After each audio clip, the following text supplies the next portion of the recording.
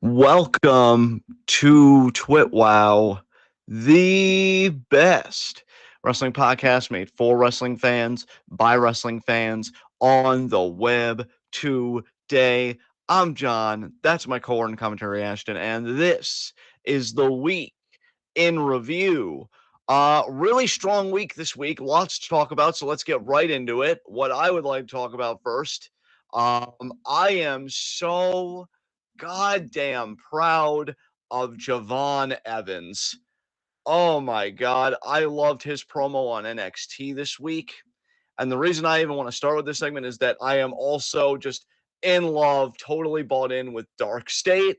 That beatdown they got, woo, baby, that was some good shit. I really like this whole segment. This got me hyped for the NXT World Championship match at Stand and Deliver, which we found out is going to be a triple threat between Javon, Trick Williams, and of course our God King, Emperor for Life, Obafemi. I thought this is fantastic. I have been hating the Trick Williams character lately, and maybe that is by design.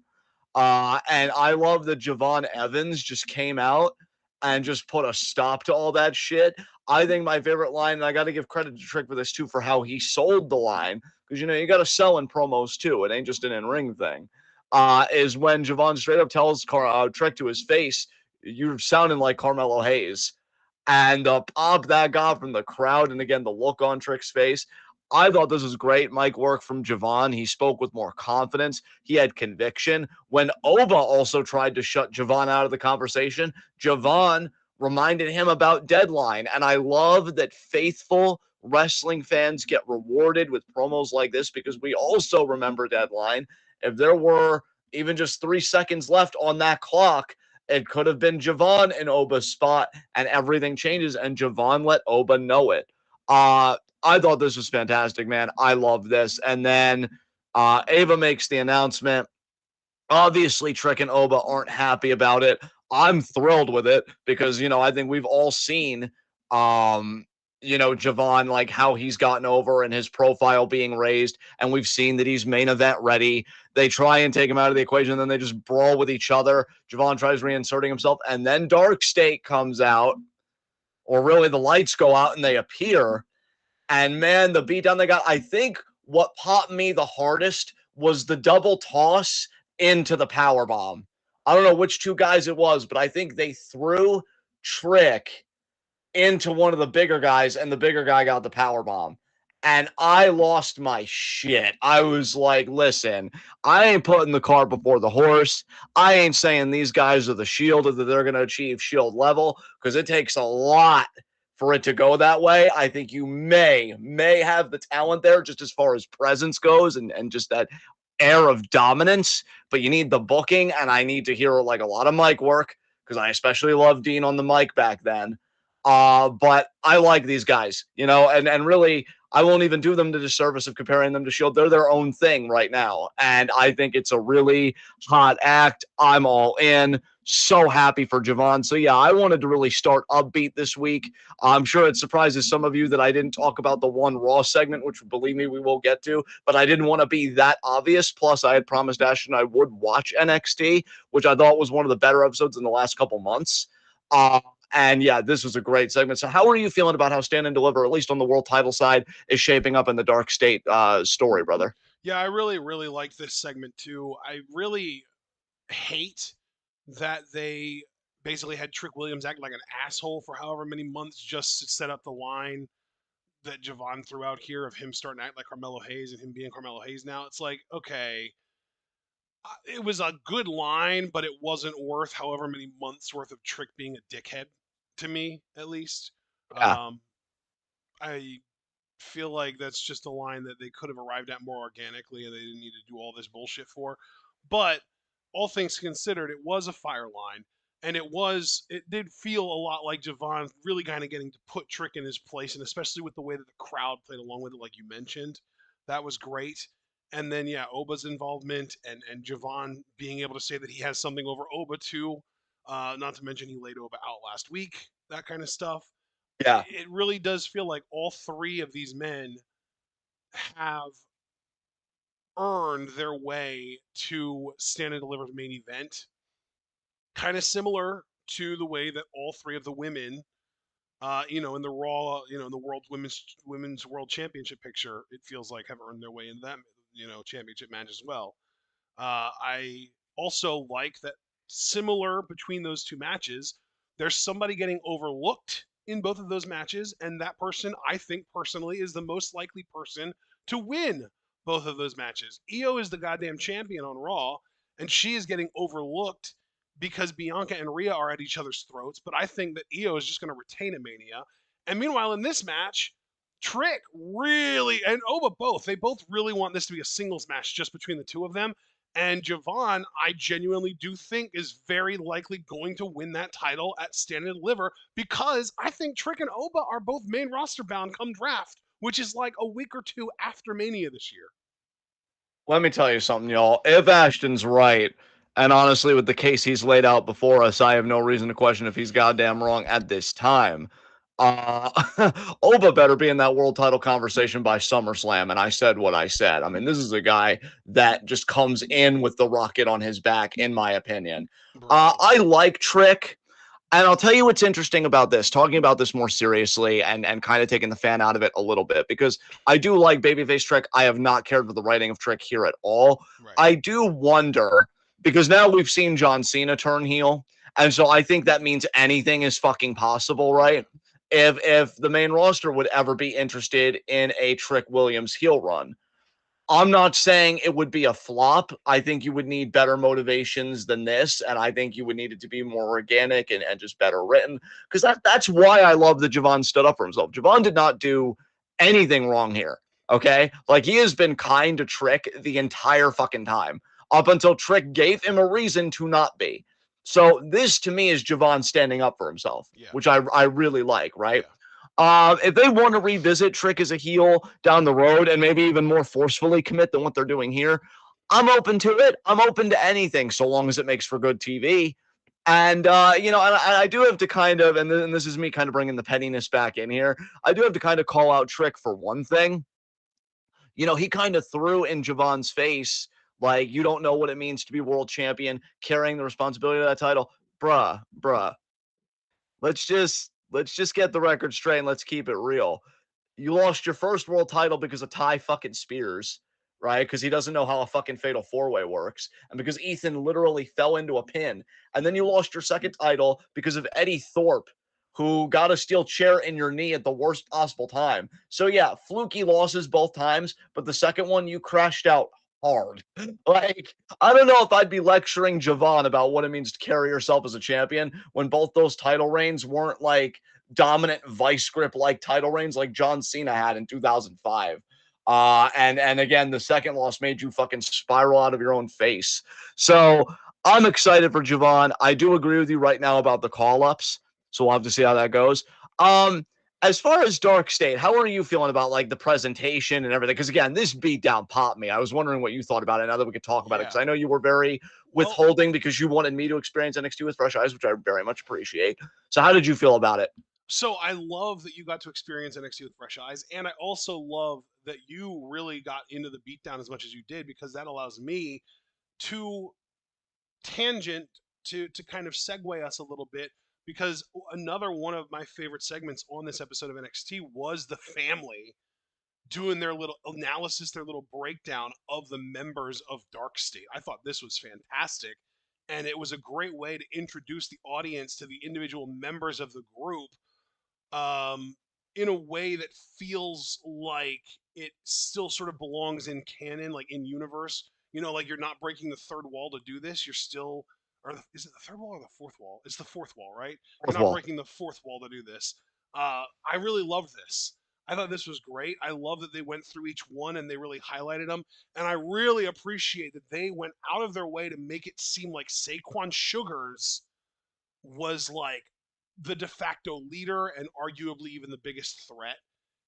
That to me was like, that gave me so much confidence in how NXT is going to handle this group because I definitely do feel like Sugars is like the standout of the group. Like even in the beatdown that you have been trying to like bring up and point out, even at the very end of it when they were posing, Sugar's moves different. It's very much like a Swerve situation where you can't really put a finger on or exactly describe what it is about this dude that sets him apart. He just moves different. He just has something about him that you haven't seen before. He's different, and I love that. He stands out, and I'm really glad that they went out of their way to point out that he is like the wild card, the X factor in the group with the family vignette that they did. It was awesome. Yeah, I completely agree with you. This was so well done. I Honestly, I guess think the worst thing about Dark State is that we lost Dion Lennox's Clark Kent gimmick. I fucking love that shit. But if it means that we're going to get this group, it might be worth the sacrifice. And hopefully, maybe at some point in the future, we can revisit Clark Kent, Dion Lennox at some point in the future. yes, yes. I guess while we're on the NXT train, and this was a stronger episode, because again, I really loved how we did Week in Review last week, and I don't mind us jumping across shows, just talking about topics that we were really invested in across the week this week.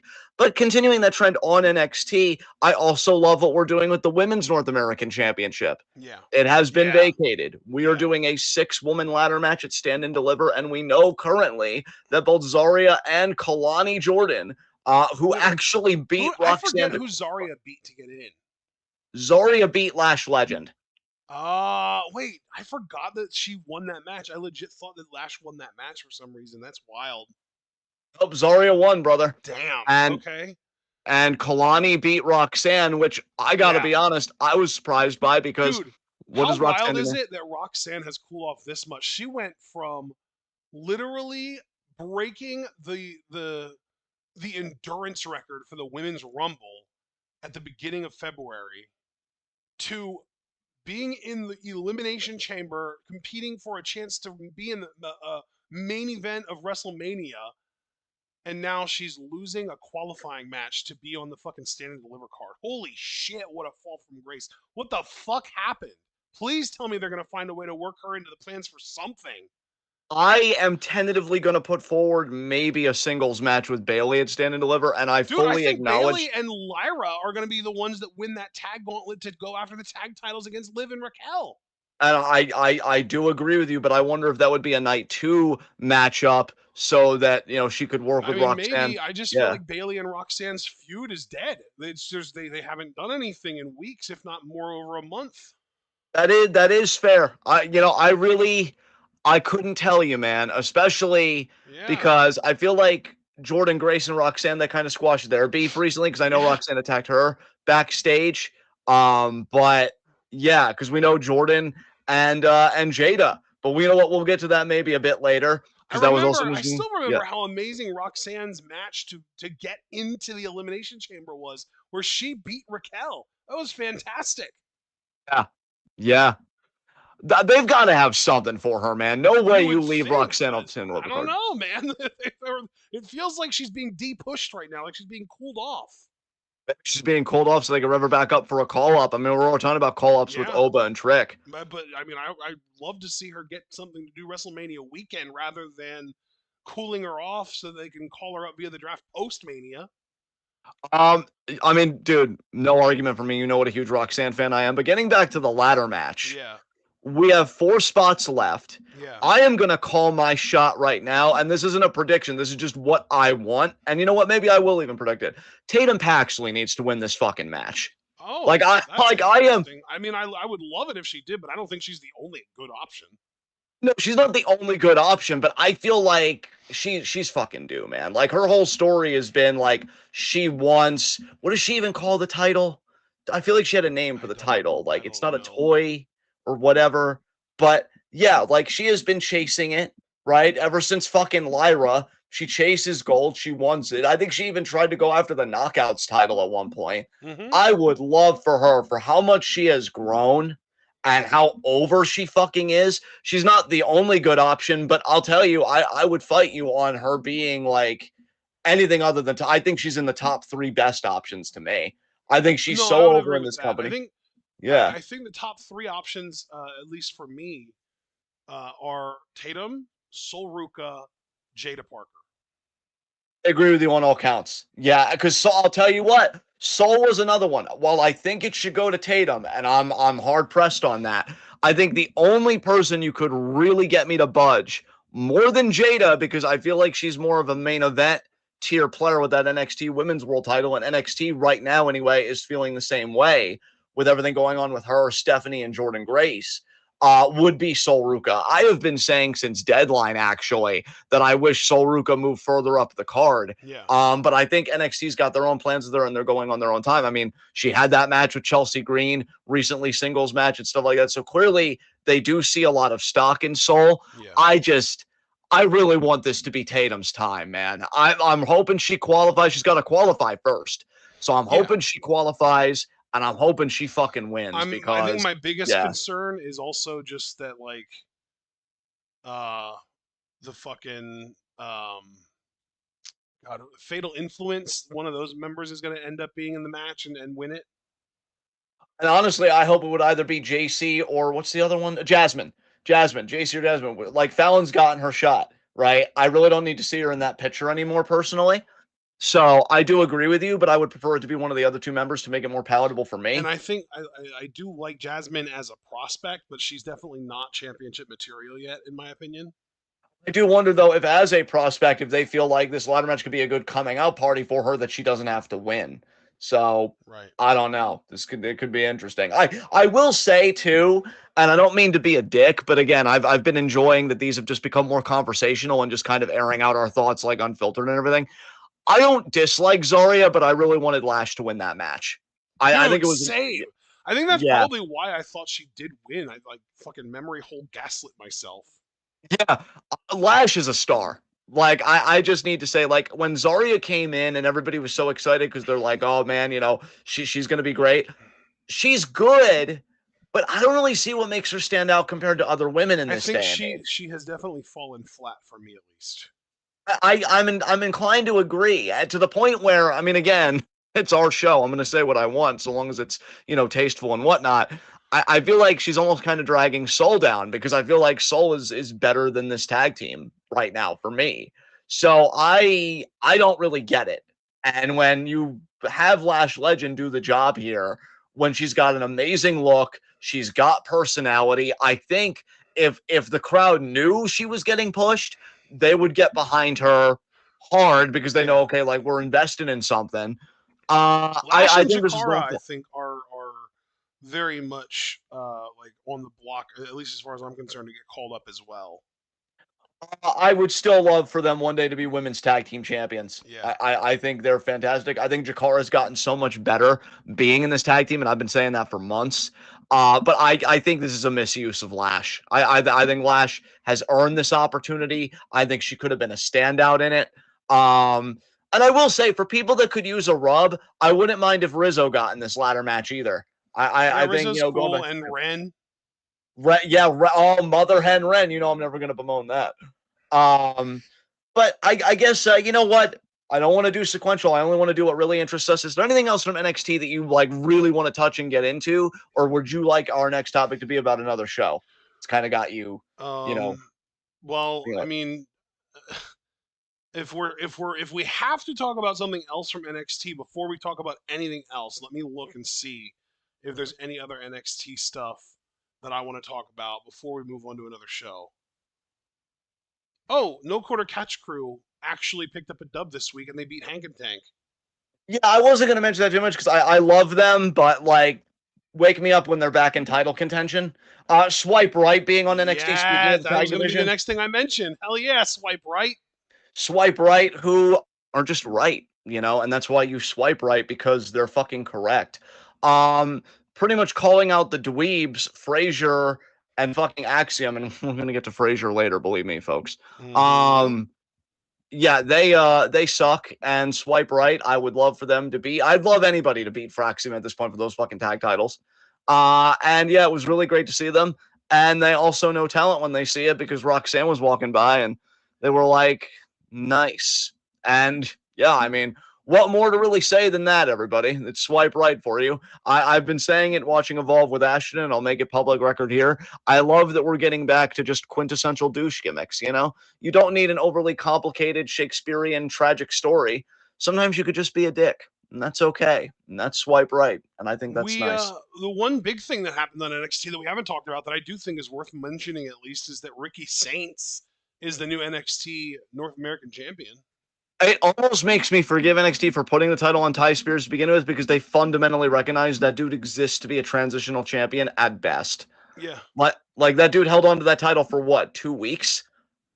Like, And I will say I can't complain too much about what they've had Tony D do because this is like always the thing with me, and I think that it genuinely does apply more often than it doesn't. When somebody that I like loses a title to somebody that I think sucks, I'm always going to be more upset for the person losing the title because I'm always going to think, well, shit, they're not a champion anymore. I hope they don't get lost in the shuffle. And this literally is going on with Mariah May right now in AEW. She's doing literally nothing. yeah, exactly. Tony is doing all kinds of stuff, and she's probably going to end up defending her title against, I'm guessing, Jamie Hayter or Chris Statlander at their next big pay per view because that's going to be the winner of the Owen. Whatever, cool. We know that Tony Storm is going to be defending her title against Megan Bayne at their next big pay per view. But then the next one after that, like they're lining up challengers for Tony Storm because that's how AEW works. They are very championship centric. But Yes. Mariah now not being a champion, she's lost in the shuffle because Tony Khan doesn't know how to book women when it's not for championships. But I was worried for Tony D. Thankfully, though, they've found things for him to do. He's got this old Dark State thing going on, and I've really enjoyed it. So I'm really glad that NXT has basically gotten their priorities straight, and they really did just slap that title on Spears as a transitional reign to go from Tony D to Ricky Saints without having to have Tony D lose directly to Ricky Saints. Right. Yes. I just wish they would get Izzy Dame away from Ty Spears because, frankly, she deserves better. Yes, she does. Yes, she does. I completely agree with that. And yeah, that I think was more or less NXT. Because I mean, well, let me just ask you real quick, because I don't really think there's much of a discussion to be had here. I just want to get your thoughts. What do you think is going to happen with Stephanie Vaquer's situation? Because apparently Stephanie Vaquer can pick her opponent. Do you think she's going to do the face thing and pick to fight both Jada and Jordan at the same time, or just going to pick Wait, she Jordan can. I Grace? thought we were getting a match between the two of them to determine her contender.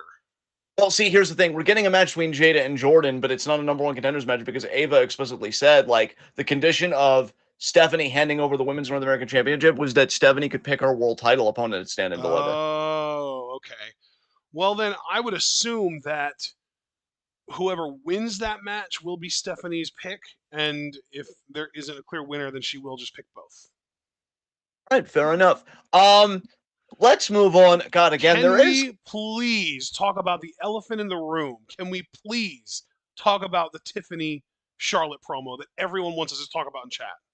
Okay, so here's the thing. I can't really have much of a conversation with you about this because I muted it. I refuse to watch it. I Oh refuse. my god. Well, you missed out on a lot of awards material then, my friend. I know because I heard about it in the Discord and I'm hearing about it again here in the chat. So please, sir, by all means, I guess just give us your thoughts, and then when I'm ready to talk about something, I can talk about something that I've seen. But yeah, I did not watch this. Oh my It god. was yeah. Okay. So this, I mean, it started out pretty typical with them just kind of taking your classic shots at each other, going back and forth. Charlotte doing her bullshit, claiming that the crowd booing her is power and saying that she was she hadn't done any charity in a while and that's why she wanted to face Tiffany at WrestleMania, that kind of stuff.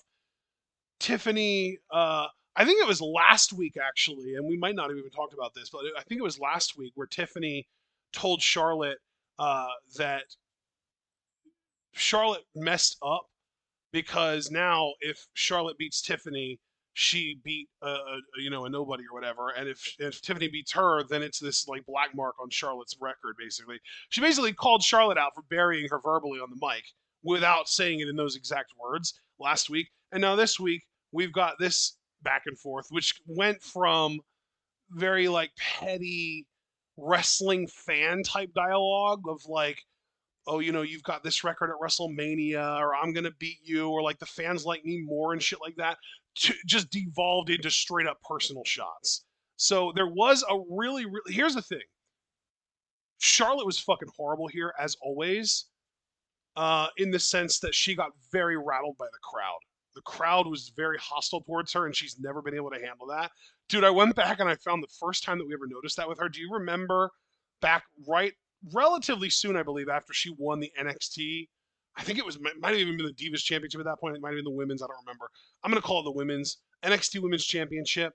And she had a promo where she was supposed to be a babyface, and she woos to get the crowd into it, and then the crowd starts chanting, and she does like this weird snap at the crowd, like, do not chant when blah blah blah is in the ring. Like, she like snaps at the crowd, and then she goes right back to pandering. She's like, NXT has the most revolutionary women's roster in the world. It's like, what the fuck is going on? So she's literally never been able to handle hostile crowds, and this Yeah. crowd hated her. This crowd was fucking killing her. They were like, Dominic Mysterio, like when he puts the mic to his lips, they boo. They were doing that for Charlotte here, and she could not handle it. She Yeah. crumpled under the weight of this crowd's heat. It was ugly. Like, she would start speaking, they would boo, and she would just stop. There was a point where she said, Chicago, what would you like me to say? She literally asked them what they wanted her to say. Oh my god. Yeah, it was really bad. But then the thing is, they fucking love Tiffany. Like, the whole promo started out with the crowd just booing Charlotte, and she holds the mic out to them and she goes, "That's power." And she was so proud of herself. But then, like, when Tiffany got the mic, she was like, "What time is it, Chicago?" And they said, "Tiffy time." And she said, "That's power." So they went the little back and forth thing, and it was like a cute thing. But, like, dude, here's the thing. Do you remember a couple years ago when we gave our worst, or I at least had as my honorable mention, worst promo of the year to Tiffany's big championship celebration after she won it? Yes. Do you remember what my main gripe about that was? Um, you know what? I'm not gonna stall. Just remind us what it was. It sounded like she was reading off of fucking note cards. Like, there was no real delivery to her promo. It was just her speaking in her voice, which she does have a fantastic voice for the character that she's playing. But it was just her saying things. There was no rhyme or Yeah. reason to what she was saying. All the things that she says make sense because they're written for her ahead of time, but she doesn't seem to really understand how to sell what she's saying. So she just says the shit, and like sometimes she'll put a little inflection at the end of a sentence to make it sound like she means what she says, and it works sometimes, but most of the time she's just saying shit. And that's still happening today. It's still going on Friday. She's still sounding like she was reading from fucking note cards on Friday. And I just have to really emphasize that as bad as Charlotte was, and as much worse as it is that she was as much of a disaster as she was after over a decade of doing this, Yeah. Tiffany wasn't good. Like, Tiffany fucking cooked Charlotte this week and last week. But because she's cooking her, people are like, "Oh my god, Tiffany's so good on the mic." She's not, though. She gets really good lines scripted for her by whoever's writing for her in the back, but her actual delivery is still ass. She's still really bad at this. But her lines have been incredible. Like, she has been hooking Charlotte for sure in terms of like the actual content of her promos. They've been fantastic. Whoever is writing this feud is cooking. Like, compliments to the chef. You're doing great. But oh my god, Tiffany's delivery is still so bad. If you can even call it a delivery, because again, it just sounds like she's reading note cards to me. Um, but yeah, this got very personal to the point that there have actually been reports coming out of several dirt sheets, including some of the more credible ones, Fightful, Pro Wrestling Observer, that kind of stuff, saying that, yeah, most of this was off script and unplanned. And Charlotte was legitimately pissed. So, like, there Um. was there was a point here where Charlotte made fun of Tiffany's voice. Like, the crowd was boo, boo, booing, and Tiffany was talking And then Charlotte said, "What? I can't hear you. I can't hear you over all the booing." But she did it in this really high pitched voice, like she was making fun of Tiffany's voice. And then Tiffany had a line about uh, outside of the ring, or after I beat you at WrestleMania, you're going to be just like you are outside of the ring, alone. What's your record there? 0-3, referencing Charlotte's divorce record. Yeah, if I could just put two pennies together of my thoughts, Okay. again, because I did not watch this.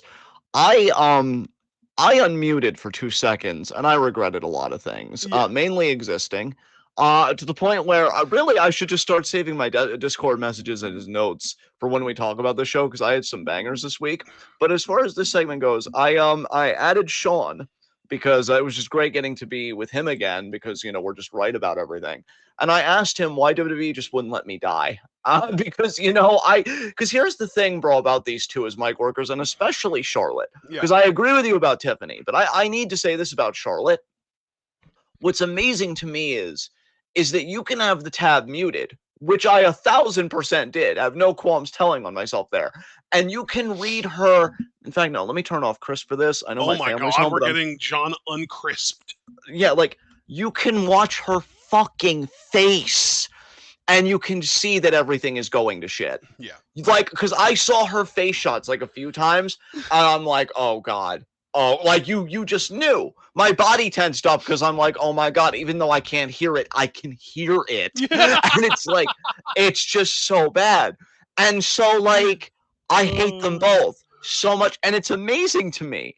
I want everybody to really understand this about WWE and about how when we say, oh, people can contain multitudes or these things that are contradictory can, coexist. Because in the same fucking company, they have the potential to put on the greatest women's match they ever have in this triple threat with Rhea, Bianca, and Io. And also the worst women's match because I swear Tiffany never hits her fucking target, just like Charlotte Flair. And yeah. this absolutely, even though I haven't seen the movie, is the fucking substance. And it might be more horrifying than the real fucking thing. I mean, Jesus Christ. I'm looking at reaction shots with this muted, and I am like, oh dear God. Oh dear God. Because you could just tell Charlotte was tilting. She gets worse when she fucking tilts. It's something she very much had in common with Ronda Rousey during her WWE run. And the worst thing about this is that this is going to embolden Tiffany. This is going to make Tiffany think, oh my God, you guys, I've gotten so much better on the mic. Yay. No, you haven't. Do not lie to me. Do not lie to me. I have been through enough. And so, yeah, and it's bad because when I told Sean, bro, why won't WWE just let me die? The only thing he could reply with is, man, as if to say, I hear that because why am I alive right now? Fuck. I cannot wait for this match to be fucking over. Oh my God, dude. Are there any other gems since you actually listen Dude, to this? Actually, no. No, no, no, no, no, no, no. I want to take that question back and I want to substitute another one. How many award categories were you able to check off with this fucking segment? so it's weird because again, Tiffany legitimately does get really good content written for her. And if almost anyone else was delivering these lines, her promo would have been like up there as like a promo of the year candidate for me. But because her delivery is so shit, she didn't earn any individual promos from me at all. Charlotte got a few by herself, and this segment got a worst promo of the year nom for me. I almost, just because putting together awards is always so overwhelming for me, I almost want to hurt myself by watching this and saying, I watched it, I earned the right to put it in there. But Bro, I think I have to thank Charlotte and Tiffany because at 33 years old, I thought that I had absolutely zero self-respect, and they've taught me no. No, there's just a little tiny speck in there. Use it wisely, and I'm using it on this. Tiffany had a Fuck line this. in here where she was like, she said, the saddest part about all of this is no matter how many titles you win, you can. Oh, no, wait, that wasn't even the line. Where was the fucking line? Oh, here it was. Uh, Charlotte, your biggest competitor has never been within this ring. Your biggest competitor has always been them. And no matter how hard you try, no matter how long you're out for, that's a battle you'll never win. referring to the crowd. And like that's a fire fucking line if it's delivered well, but Tiffany said it so wooden and lifeless. I just like I'm hearing your words and I'm popping for your words, but I don't believe a word you're saying because you're you and you're not really delivering it, you're just reciting it, you know? Said that to her when she was just starting her man gimmick, I would have been calling 911 Yeah. and been like, I just saw a murder live on Dude, you're television. so right. I'm glad you brought it back to Becky because I always like to flip it to the opposite end of the spectrum, go from like the worst promo delivery to the best. And I'm thinking like, can you imagine if they let Jada say this shit? Holy fuck. My God, dude. That would Oh my, fucking end Charlotte's career. it would have been the most Grand Theft Auto thing she's done since her old theme song, which I still fucking miss. Dude, Um, I just, because like I said, the lines are good because they even had, like she said, you know, she brought up, you know, no matter how many records you break, you'll always be second to your daddy, Ric Flair. And that's like, okay, we get it. We've heard it before. And Charlotte even said that, but like she wasn't allowed to say it because Chicago booed her so hard. She said, "Do you think you're the first opponent?" And then Chicago started booing and booing and booing. And she was like, "Chicago!" And they were booing and booing. She was like, "Hold on, hold on, hold on!" Boo, boo, boo. They were booing her the whole time. She tried so hard to get Chicago to be quiet for her so she could deliver these lines. Dude, I just realized something. Holy fuck, my mind just got blown by my own thought. hey, what's up? Charlotte delivers promos like Stephanie McMahon. Oh, God. That's how Stephanie's always been too. She could never handle a hostile crowd like that. She's better at it at least because I remember the one time that she got CM Punk chance and she was like, "And if you keep that up for so and so, you know, however many minutes, you'll last longer than Punk did." Charlotte could never. Hey, segments like this, look, I can feel that I'm starting to crack a little, and Dude, I'm the it was so unhinged part. bad. Yeah, There, not even all of Tiffany's content was gold though either, because like Charlotte was like, oh my god, she had this line where she was like, "Do you think you're the first opponent to say that I come second to my dad?" No, Chicago, Tiffany, and everyone watching at home. If I have to come second, it doesn't matter if you win 100. And then Tiffany cut in and said, "What's the matter, Charlotte? Cat got your tongue." Like, who says that? Who says, "What's the matter? Cat got your tongue" in this situation of all things? And then again, we had this was when Charlotte actually said this was funny too. Charlotte actually told Tiffany, "You know what, Tiffany, you can have the last word." And that was when Tiffany talked about how, oh, Charlotte at 25. This was another weird one too. She had a weird fucking delivery on this too. She said, "Charlotte, 25 years old, what were you doing? You were trying to be a volleyball player." And then I'm going to tell you her exact line and I'm going to try my best to deliver it the way that she did. Are you ready for this? boy. Okay. You were trying to be a volleyball player drinking in your daddy's basement.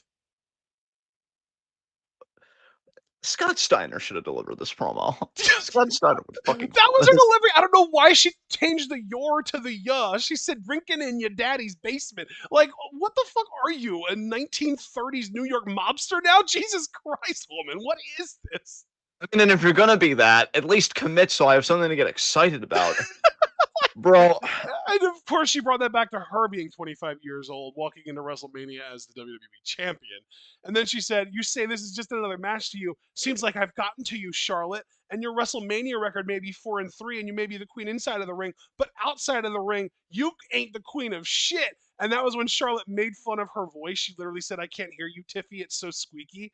And then Tiffany said, "For 16 more days, you get to call yourself WWE's least favorite Nepo baby." And Charlotte was like, "Nepo Queen! Nepo Queen!" And then she turned to the camera and went, "#1 Nepo baby." honest with you. And again, as I started to say earlier, that I can't suppress it anymore, and I'm just really ready to be unhinged. I can't wait for John Cena to kill professional wrestling. I just imagine that when he gets that 3 count on Cody Rhodes, I'm gonna be raptured, and I'm just not gonna have to think about Ric Flair anymore. And I need to be truthful. I love you all, but not that much. I will gladly leave everybody behind, so I don't have to do this shit anymore. And literally, as my favorite line in Family Guy history, good luck everybody else, because Nah, I saw those reaction shots, and I did hear some audio like that line you talked about with Tiffany saying you're always going to lose against the crowd. I did hear that, Yeah. and I just, man, dude, honestly, I know I wouldn't deserve to because again, I muted out of promos like this, and I think I've only ever watched YouTube segments and everything else. This should be a contender for worst feud of the year because the Oh yeah, that's promos have one of the things that I added it to for me. yeah, I think the promos have tanked. The segments have been awkward. Tiffany doesn't hit her target. See, because that is one thing. You know, because we laughed about it, I think just last week or 2 weeks ago. She does that dive off the Tron, isn't anywhere close to Charlotte. No. Like, this has Whiff. dude, yeah. Would you want to say something? I said whiff. Yeah, well, okay. If their match at WrestleMania sucks, which I mean, come on. This really should just be worst feud of the fucking year. And I still might add And it there because Charlotte's I've probably watched winning enough to too. still That's the make that funniest statement. Yeah. part. Wait, say that again, bro. I said Charlotte's probably winning too. That's the funniest part. Dude, man. You, Oh you yeah, and Chuck by said the to me. way, you know how I told you that Charlotte told Tiffany to her face, "I'll let you have the last word." Yeah. Tiffany got to Charlotte so bad with the 0-3 divorce line that Charlotte got the last word as Tiffany was rolling out of the ring trying to not get her fucking wig snatched. My God, I might have to go back and watch this just so that I could really say that this was the worst feud of the year. Just Tiffany because, said, "You're gonna be just like you are outside of the ring alone." What's that record? 0-3. Woo! And then she dropped the mic, rolls out of the fucking ring, and fucking runs away while holding up the title. And Charlotte goes, "Tiffany, is that why Kaiser is in my DMs?" Tiffany has worked Charlotte into a shoot. She better be careful she doesn't get shot on at WrestleMania. I Bro, mean, this was goddamn. a handicap match promo because this was not Tiffany versus Charlotte Flair. This was 16,000 plus Chicagoans and Tiffany versus Charlotte Flair. This was rough, my It dude. really was. It was so bad. And the thing is, it was bad in like a train wreck kind of way. In like I want to look away, but I can't. It's too much. I can't look away. It Yeah. kept me engaged. Fuck. Yeah, dude, absolutely. While we're on SmackDown, and there was some good stuff to talk about here, Yeah. let's talk about something positive that I can be engaged in because Phoenix? I was gonna say Phoenix, Oh yes. yeah. I just want to okay, so there's a lot I want to talk about with this. First of all, is like a broad brushstroke comment. I'm going to repeat again what I said in the Discord, which is why I should just start saving my Discord notes.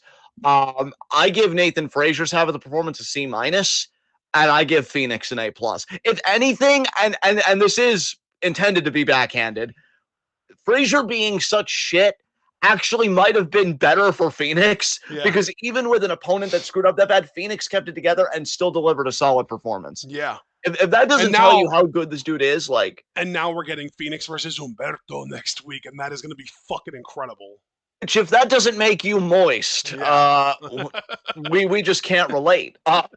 Because goddamn, but dude, here's the thing: to be a little bit, just a smidge gentler with Nathan, I'm gonna chalk it up to nerves. This dude Yeah. is probably so revved up being on SmackDown, I mean, and he's you know thinking like, what though? I'm not going to do that because Axiom, his tag partner, just had a hell of a banger with Gunta a week or two ago. "It's true. That is true. That is true. I don't know, Nathan. You kind of suck." Kind of does. He kind of does. And dude, I will tell you, Phoenix's debut. Now I know I'm dating myself again. I'm very old and I'm Oh waiting to no. die. But I really got Rey Mysterio 2002 vibes from Phoenix's debut here. That's amazing. I mean, this dude is exciting. He's fucking cool. This crowd was behind him from the jump. Oh my god. I really liked Phoenix here. I've been a fan of his for a long time. I totally checked out during his AEW run. I cannot tell you how amazing it is for me personally, as a salty fucking curmudgeon, to be able to care about Phoenix again. And yeah, dude, the fucking, what do they call it? The Mexican Muscle Buster? Yeah, the MMB. That's what they called it. Fucking beautiful. I'm telling you, man, this guy can be a world champion. I see it. I'm like, God damn, he's so legit in the ring. You even said on Discord, I'm gonna steal one of your lines and kind of hand it back to you here after the match when he wins with that Mexican Muscle Buster, because everything he did in this match looked fucking clean as shit. Nathan had a really bad botch at one point with a suicida through the ropes, and his feet got caught up in the ropes. That looked bad. Everything Phoenix did though was on point.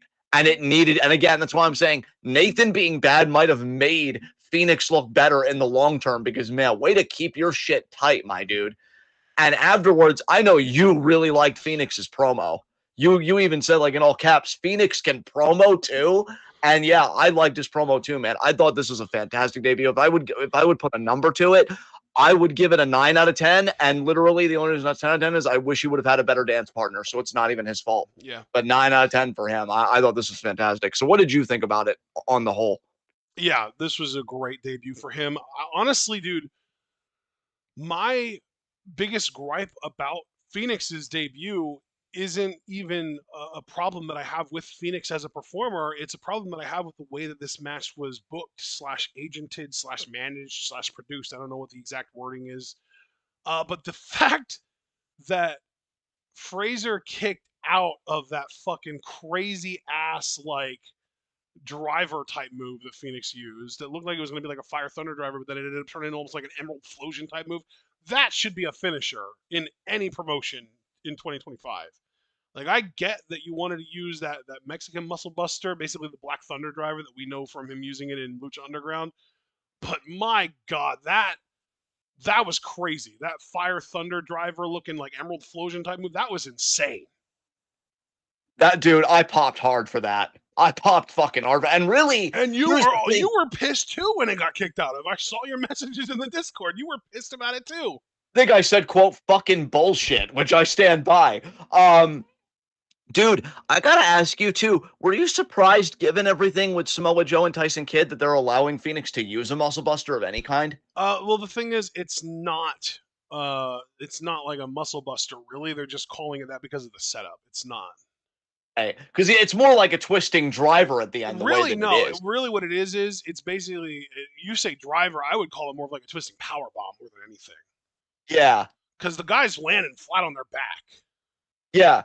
Yeah, that is very true. That is a fair point. I will say though, regardless, that could be an early front runner for my finisher of the It's year. like Because a, that's yeah. it's like a muscle buster setup into a blue thunder bomb. Honestly. Yeah. I like I was saying, it could be an early front runner for me for finisher of the year though, because I don't have that category filled in yet, even for like Yeah. nominees. But that I miss seeing that. Yeah. That was beautiful. Get him in a title conversation. I'm not saying world, could very easily be US. Get him in a title conversation by SummerSlam this year. I would love to see him in the U.S. title conversation by Mania, but it feels like it's too late for that, unfortunately. I feel like they want to keep that one-on-one, which honestly, though I hate LA Knight, great for Jacob Fatu, which I don't know if you even want to talk Dude, about that, but Jacob better fucking win that thing. he better fucking squash LA Knight's worthless I would ass. What a love that fucking so much shitter. if Jacob won that in under like 5 minutes. Even under 3 minutes, I would go for.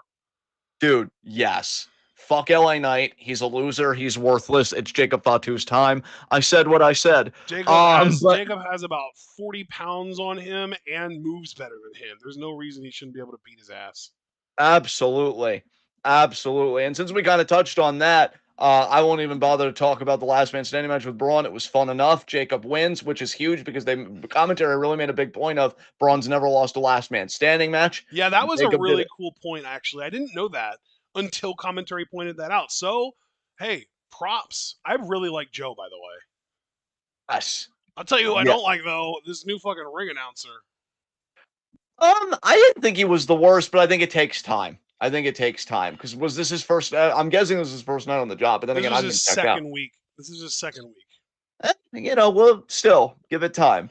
But guys, we should probably rip the band-aid off. I really don't want to talk about this because I'm actually liking the positive. You're Yeah. already ready to move to Raw? No. I wanted to talk Oh. about Kevin Owens. Oh. Yeah. Which is why I was leading up saying I really don't want to talk about that. Actually, just out of curiosity, what did you think I was going to talk about from Raw? That I was like having Well, that you somber tone. mentioned earlier something that you hated from Raw, so I assume that you wanted to talk about that. Did I mention something I hated I from? thought you did. I know. Earlier, I mentioned something that I love from Raw, and I said that I bet people were surprised that I didn't mention that first, that being the Jimmy Uso Gunther thing. But Okay, okay. yeah, regardless, I do think we need to talk about Kevin Owens just very quickly. I'm crushed. That's the quick summation for you. I'm fucking crushed. I was really hoping those reports were a work. Kevin Owens just wanting to like weasel his way out of a match with Randy Orton because he was genuinely scared of getting punted. Um, no, it's real. It's real. And neck injuries always fucking scare me because they really shrink your career timetable considerably. Um, I don't know. Kevin's one of my favorite guys in the business. He has been for a long time. I love him as an in-ring guy. I love him as a promo guy. I wasn't really caring so much for like the program with Orton. Like it was fine, but I'm sure the match would have been fucking fire. And I just always love Kevin, whatever he's doing. I mean, hell, I got behind him in a fucking Logan Paul feud. So him having a neck injury, it's just really tough. It's really tough. I guess the thing that we should talk about though as a podcast is what do we think Orton does for Mania? I mean, he did RKO Nick Aldis. I think even you might have speculated in Discord, like maybe they do something with Aldis, but it would be weird. Yeah, I really like Mark's idea of having Aldis be pissed at Orton, but rather than going straight into him wanting to get physically involved and try and fight Orton himself, he tells Orton, you know what, for that, you are going to have a WrestleMania match, but I'm not going to tell you who your opponent is, and it ends up being Aleister Black. Man, that would really take a lot of the pain away. I'd still be gutted for KO because I know how much he loves this business. And you never want to see anybody's livelihood get put on hold, especially in this fucking economy. But that'd be fucking flames. I'd be here for that. I've missed Aleister Black because again, and I know it's my own fault. I do not watch and I refuse to watch AEW. I think it's a shit fucking company. It doesn't connect with me. And unfortunately, even people that I like, I have to withdraw from. That's why I haven't seen Mariah May. I mean, I've watched maybe a clip here or there, but I haven't watched Mariah May extensively in months. Can you tell how much we both like her on this show? But yeah, Alistair. I said in the beginning during the Black and Gold era of NXT, dude's a license to print money. I still think as far as the gimmick goes, that remains the same. So I would very much be for that. So yeah, I just very quickly wanted to touch on that. And I do want to say regarding Mariah, we're going on a month since her last appearance, or at least since her last match.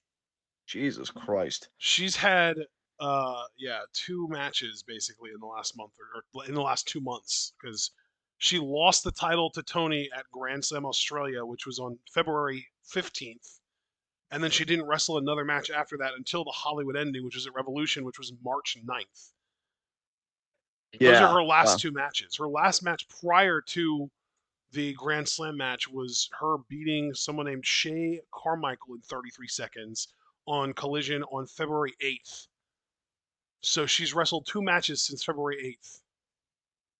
Wow. Now, if you guys want me to talk about it something a bit more positive, oh my God. Okay, I need to turn my crisp off again. That's how you know this is serious. I want to sneak in here real quick just to add one more little detail. Yes. The only other match that she's wrestled in all of 2025 was against Harley Cameron on January 11th. So she's literally only wrestled 4 matches so far in 2025, and we're over 3 months in. Ew. So yeah. Okay. You can do this, John, just like we practiced. Okay. Naomi.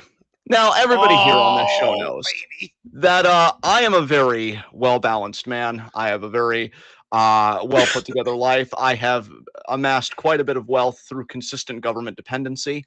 And I would like to say, look, let's just acknowledge the elephant in the room. Your husband's fucking cooked. We all saw Raw, okay? He's donezo. He's finished. He's like Joe Pesci in a Ma movie. It's over. I am usually not one to come on strong. Again, everybody knows, very balanced guy. But I didn't realize you were moving on to Jimmy Uso. I thought we were actually going to talk about what Naomi did this week. No, we are. No, that's what I'm saying. Like, okay. I'm talking to Naomi right now, and just to say that I love you, and I need you to leave Jimmy Uso. I have never rooted for somebody else to be like Charlotte Flair more in my life. Okay, and that would be Jimmy Uso because he's awful. Because heel Naomi has got my heart thumping out of my goddamn chest. I am in love with this woman, and what a great week for me. Because between Gunther, which we'll get to more in depth, but I mean, all you have to do is look at the Discord, and I will be quoting those messages because I was probably at my most unhinged in recent memory. And then you look at Naomi, comes out, still the same theme music. Surprisingly, they might be saving a new one for Mania, I'm guessing. She comes out, and then Jade, who can't get over being put through a windshield, cry me a fucking river. Tries to attack Naomi. And yes, I'm sure if Abel's still here, I'm sure that windshield was real glass because I just realized what I said. Tries to attack Naomi. Security actually does their job for once, gets them separated. Javaris, you know I'm fucking right, bro. Don't play that shit with me. Tries to get him separated, but then BFAB goes on the attack when Naomi's distracted. Doesn't matter, though, because Naomi, she doesn't do like a Kami Goye. She does a double wrist clutch and then drives the face into the knee. I thought it looked cool. Then after that, she just asks, she's ready to confront Jade head on, because that's what Naomi does. She perseveres through adversity, and she takes her respect by fucking force. Then they go and brawl again, and Jade is about to hit Jaded, her double chicken wing kind of face buster maneuver. Security again stops them. Security definitely earning the paycheck tonight. And then Aldis says, you two are going to have a match at WrestleMania. And I tab out at this point, because I'm thinking, okay, we're getting ready for commercial, and I'm kind of juggling other stuff. But then I hear Naomi, because I'm like 98% sure it was fucking Naomi, cackle and say, it's going to be my WrestleMania. And when I tell you, that cackle made me feel things. That it was her cackle for sure. That I didn't think I was capable of feeling. And I want you guys to see all of me, even the parts of me that probably aren't attractive. I said in the Discord, Naomi, baby girl, leave Jimmy Uso and let me show you how it's done. Because, my God, Naomi telling all of us to go fuck ourselves, and let me be crystal fucking clear on this, 90% of the people she told it to had it coming, has been the best thing to ever happen to me. I mean, I love Utami to death. Kairi will always be precious, but finally, a villainess in WWE I can get behind. Thank you, Naomi. I love this. And you know what? In all sincerity, dialing back my thirst a bit because I'm not in the fucking Sahara, I am very happy for both women that they have got a single non-stipulation match that has a story. Dude, how many times, and I think I especially am so vocal about this. You're damn right it did, Javaris.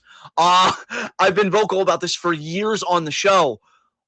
I am not going to believe in women's wrestling evolving or progressing until we can do in-depth stories that have nothing to do with championships. And we did it, and we're doing it with two black women. Now, is Triple H beating the allegations? Relax. But this is definitely a step in the right direction. This is great. How are you feeling about the feud right now, how it's shaping up, man? Where would you say this is on your hype card for Mania? Yeah, it's like top 3, I think, top 3 or 4 matches for me on the WrestleMania card, and it's a WrestleMania card that I'm really looking forward to. This WrestleMania card has really shaped up in a way that I did not expect it to, and this is one of the contributing factors for sure. Naomi has been absolutely killing it in this heel role for sure. I love that she managed to actually beat BFAB here, despite the interference from Jade, the distraction from Jade. That was awesome. Yeah, it was a beatdown, actually. Jade attacked her before she even got into the ring, and she still won. Yeah. How's that taste, Jade? Not only has Naomi caused you to have your first loss in WWE, and not only did she successfully put you through a windshield, of which she should have pushed you harder and sooner, but also, even after you beat her down, she's still winning matches. I don't know. How's that condo coming in your own mind, Jade, that fucking Naomi's living in? Bet it doesn't feel too nice. So really, for me, the agenda is seeing Bianca fail and Naomi win, because that's justice in my mind. I only think one of those, actually no, I think both of those things aren't going to happen because Naomi's probably going to lose. I only think Bianca will also fail right now, but we're still a little ways away from WrestleMania preview and predictions. And And then I guess the only thing, do you even want to talk about the Punk segment? Because I thought it was a Dude, good segment. I But loved both Punk segments, but especially the main event segment I thought was fantastic.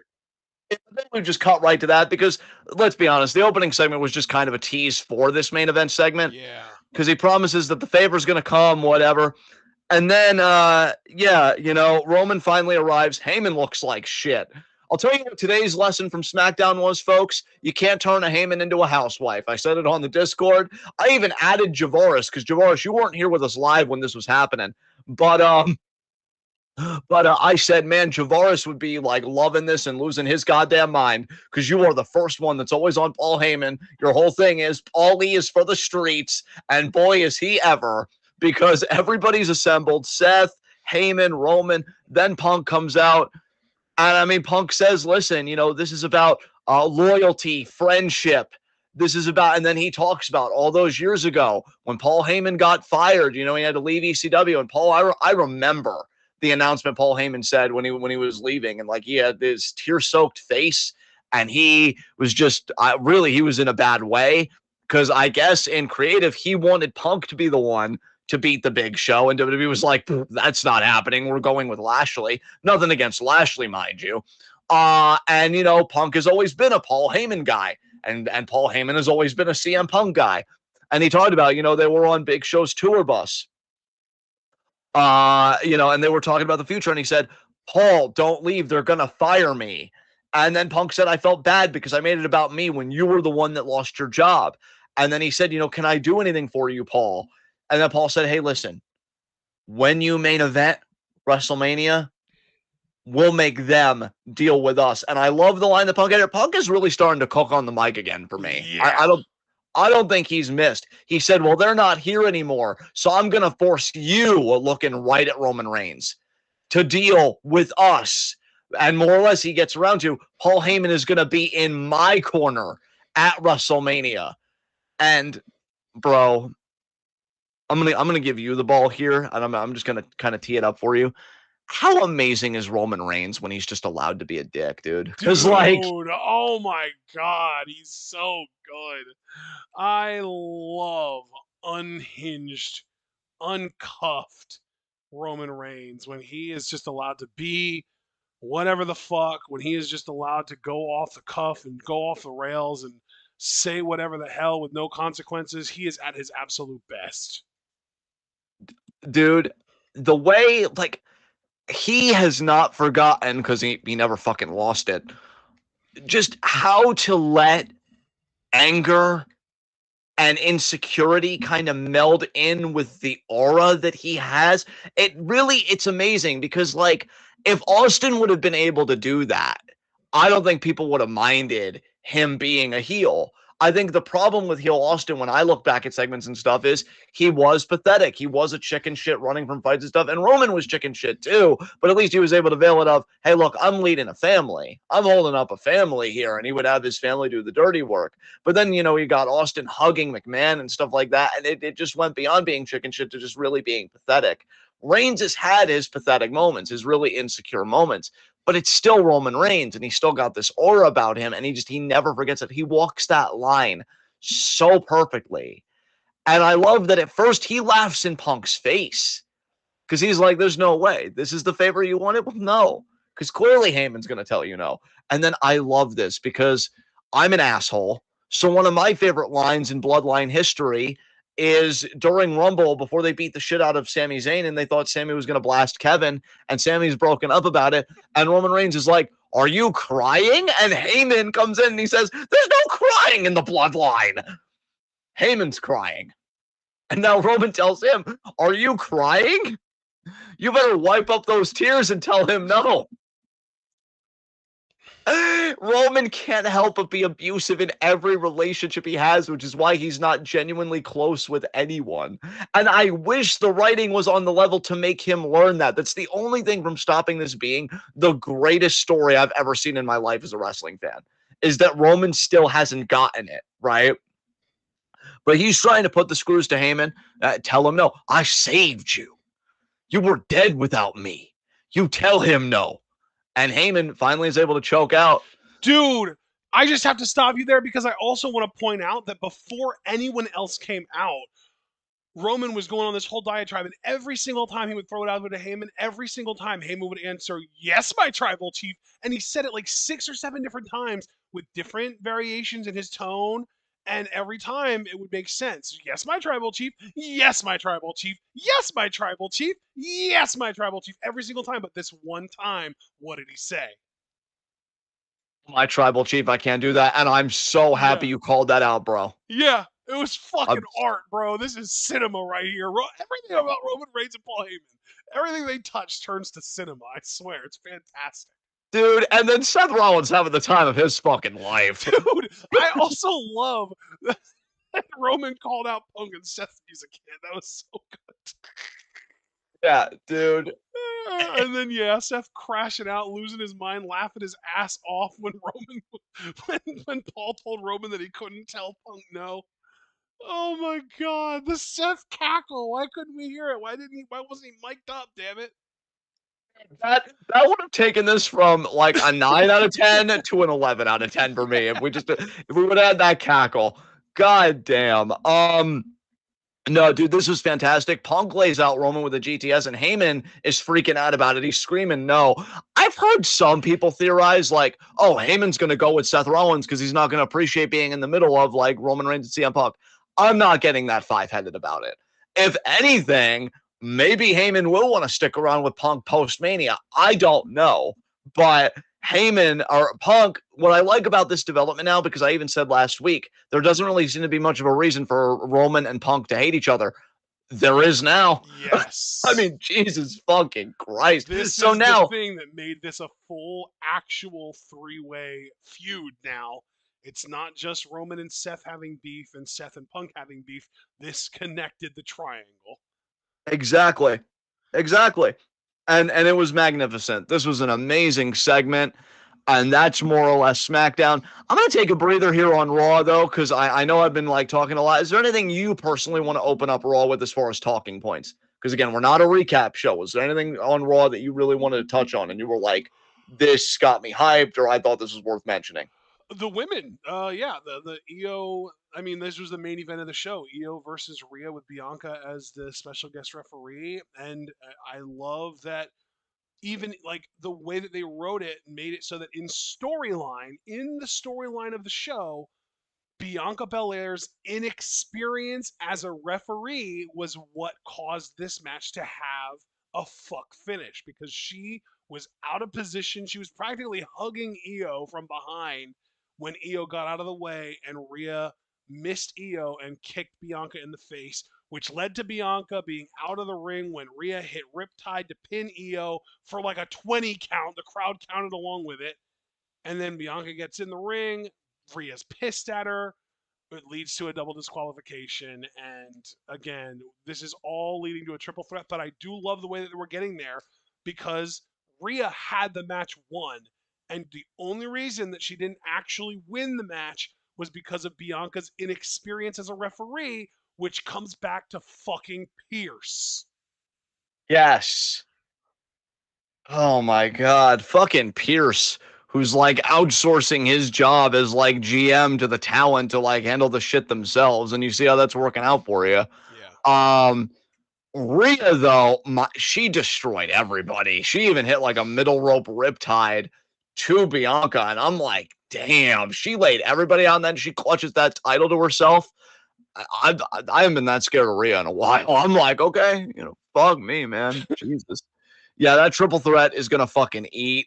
I'm loving how all three of these women are coming together. It's gonna be a show stealer for sure if it gets time. And I can't wait for us to do our formal preview Better fucking predictions. get time. If that match doesn't get over like 13 minutes, it's a travesty. Yes. Yeah, dude, I completely agree with you, especially because according to this recap, that was the main event this week. Yes, it So was. yeah, WWE knows. I think they know. I'm going to tentatively say they know what they have in these three women. So that is fantastic. So I will say again, because we're not a recap show and just talking about things we want to talk about, I'm not going to hold back on it anymore. We need to talk about Gunther and Jimmy Uso. And so Okay, this is where Discord really is my best friend. I am just going to read you guys directly what I said about this segment because it was unfucking hinged to the point where Ashton and Abel both did skull reacts to what I wrote, which, that's a very good sign, clearly. Um, so essentially, Jay and Jimmy, I think they did a tag match, right, against A Town Down Under, I want to say. And they won. And then after the match, Gunther comes out, lays them both out, gets a zip tie, ties Jay Uso up, and he proceeds to beat the shit out of Jimmy. Jimmy blades for this because there was a spot in the match where Gunther hits him with the world title off Jimmy's skull. And I do have to give Jimmy, like, unironically, completely seriously credit for this. It was a great blade job. It wasn't gratuitous. I think it was the right amount of blood to be like, oh shit. He power bombs Jimmy, puts him in the sleeper right in front of Jay. Jay grabs Jimmy at one point, and it looks so sad because Gunther's just so easily able to take Jimmy back from Jay. And yeah, like it was just Gunther standing over a bloody Jimmy while Jay is just helpless and watching this. And I said, Jesus Christ, I said in the Discord, Gunther is my favorite world champion of all time after this. Finally, Jimmy Uso gets what he deserves. And then I followed it up by saying, oh, dear God. I don't know if there is anything sexier than Jimmy Uso being unsafe. Holy fucking shit, that was amazing.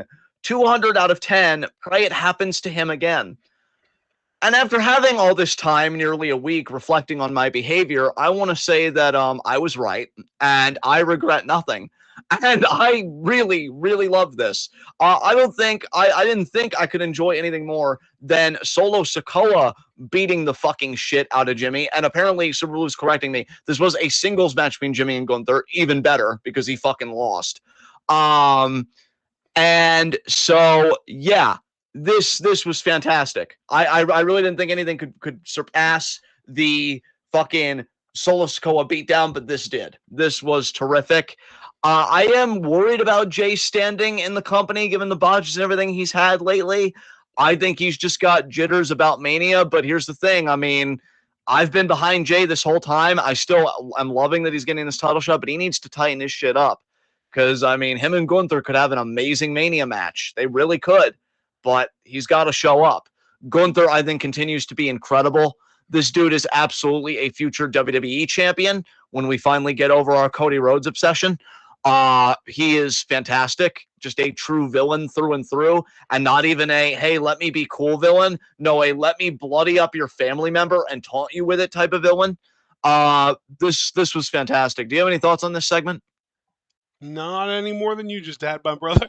All right, well there you go. I mean, that's how it goes. I gotta tell you, man, looking over the Raw show, really not much to talk about because I refuse to dignify Cody and John Cena because I liked Cena's promo, but Cody is just insufferable and a fucking tryhard. New Day apparently will be doing something with War Raiders for the tag titles. Yeah. Cool. I still wish Big E was coming back, and it just seems like he's not. So you just shit on him for no reason, no narrative payoff. Do not care about Logan Paul, and I think it's a waste of AJ Styles. Finn Balor and Dominic Mysterio, I think they're still like trying to angle to be a part of an Intercontinental title, like Smodge type matchup. Yeah. Don't really care about that. So just looking at the card, Raw might have been the weaker show this week, but it was still like a good show. But yeah, not really much to talk about there, unless you want to talk about Cody Cena or anything that I mentioned. Is there anything from Raw you want to talk about? Do you not want to talk about Cody Cena? I hate Cody so much, bro. I don't really know what else there is for me to say. I like John Cena's promo though. I mean, I will say that much. But what do you have to say about it when you're looking at this feud now, having progressed another week? I know. Cena said a lot of things that were very honest and very true. And honestly, I think my biggest takeaway from this was actually just being disappointed that Cena wasn't allowed to bring up the fact that he was on the chopping block. He was legitimately almost fired before the rap gimmick, the rapper, like the Doctor of Thugonomics gimmick that he had to come up with. That was a Hail Mary. That was like him, like a desperation attempt to try and keep his fucking job because he was legitimately on the way out. Yeah. Yeah. Because Cody brought up the whole like, oh, I was chosen by them and you were chosen by an old man sitting in an office that we don't talk about anymore. It's like, no, not at all. He like Vince wasn't a fan of Cena at all. Like Vince was ready to get rid of Cena until Cena forced Vince to keep him, and only after then did Vince become a fan of Cena because Cena made him that much fucking money that he couldn't. Like that was literally what Cena was trying to tell Cody about becoming undeniable. That's what Cena fucking did. He became undeniable, and Cody doesn't seem to understand that. Even in character, it's kind of unbelievable, honestly. Yeah, I hate him so much. Like Yeah, that's why it's hard to even get excited about this because I feel like this was an amazing promo from Cena, and I'll tell you, I hope he's going back and he's watching Total Divas and Total Bellas to really learn how to be, and really Total Bellas, yeah, to learn how to be a heel again because that is this going to be a forever thing? Just, I mean, iconic, you know? But I think just trying to go with this character, this was definitely a stronger outing for Cena, but it doesn't matter whether it's a strong outing or a weak outing. I'll still prefer any of that to anything Cody Rhodes has to say. And Cody, it's like running through a brick wall, man. It's just he's always going to do the same fucking part. He's always going to think that he's the good guy, and we knew that with the Kevin Owens because Kevin Owens brought up a legitimate point. You chose Roman Reigns, same guy that we were all fighting together against for 3 years, and yep, you know I guess 2 when you got back, and then you just go and you choose to tag with him and you do all this stuff with him, and then Cody's like, oh, this isn't really about that. What? Like, how is that not being like a gaslighting abuser where it's like, oh, it's not really about me. It's about the fact that you do this and that's why I treat you. No, no, no, no, no. I am telling you, it is about this. yeah. Fucking listen to me, asswipe. Fuck, I hate him. Jesus Christ. He is so insufferable. Like, I don't know, dude. I really can't believe I'm saying this, but again, just on the mic, I need to stress on the mic. I feel like maybe there's a timeline where like a babyface CM Punk is facing a heel John Cena, and we're actually enjoying that more promo wise than this fucking shit because there's history there. If a Danielson was still in the fucking company as a babyface, my God, that'd be fucking fire. You know, because then, you know, really what could Cena say when Bryan got organically over? Cody is a shit foil, is my point. And it's just it's always going to make it lesser than what it could have been because Cody is such shit. John Cena made salient, worthwhile points, and Cody couldn't rebuke them. He had to be like, "Oh, at least they never told me that you can't wrestle." Which, as Ashton pointed out, yes, the fuck they did in AEW. But then again, you know, say AEW, but all the same, they did say it to you. Uh, Plus, also, there might have been a time where they told that to Cena, but I could tell you at this stage of my life, I would enjoy a 5 Moves of Doom John Cena match than a try hard Cody Rhodes match. Like, I don't know who the fuck he's trying to pander to, but Yeah, like yeah. let's not just pretend that there wasn't an era in AEW that Cody was so fucking hated that the crowd literally threw his weight belt back at him. Yeah. Yeah. Like, get over yourself. I don't know. It's funny Dude, because Cody brings up Cena and how, or brings up Vince and how we can't talk about him, but like he's using the fact that they can't talk about AEW as leverage to lie to the audience. yeah, exactly. Exactly. Um Dude, I got to tell you my biggest fear though is that Cody just does retain at Mania. That is 100% same. Yeah, that is 100% like one of my biggest fears of Mania too. Um, like I really do expect, and this is maybe a little too inside baseball because I'm kind of giving away the game as far as our preview predictions, which are coming up in like 13 days here. Yes. But I do expect Gunther to retain. I really do think Gunther is going to retain against Jey Uso. But man, if Cody retains, I'm going to be so pissed. Like if Jay wins, I'm not going to be angry. I'm going to be happy for Jay. I'm going to be stoked for him actually, and then I'm going to be stoked to see who's going to take the title off of him. Just like when he beat Braun Breaker for the IC title, I wasn't as excited that Jay Uso won the IC title or that he won the title as I was to find out who was going to beat him for it. And really, at the time, I was just excited for Braun to get the title back because that was my assumption at the time, and it ended up being the case. But Right. yeah, if Jay wins the world title, I'll be like, okay, awesome. who's going to beat him for it now? Is Gunther just going to get it back, or are we going to get some crazy shit go down now? If if Cody retains against Cena, that's going to be fucking soul crushing for me. Bro, look. I know I've committed hyperbole many times on this show, and I don't even necessarily mean to here. If Cody retain, because here's the thing, Cody could retain against most people, and I would be pissed simply in virtue of the fact that Cody is still champion. It is about so much more than that here. Like, yes, it's a part of it. It is absolutely a part of it. I want this dude to retire, to be done, to jerk himself off with another fucking hobby, like go to Hollywood, whatever, just leave. Here it's, we use the fucking Cena heel turn on this. You can't put the toothpaste back in the tube. Yep. So, like, if you're going to do this, you need to give Cena the title. And I'd prefer if he put over like a young, like hungry babyface, like maybe a Braun Breaker who would turn face or whatever. Maybe a Trick Williams even though that would seem like a little too soon. I don't know, because Cena's only got so much time left. But even if you put a CM Punk over or whatever, fine. But you can't just have him lose this big match out of the gate when I'm bringing up like a lot of things that we've said throughout the history of the podcast, because when you've gone as long as we have, things are naturally going to recur.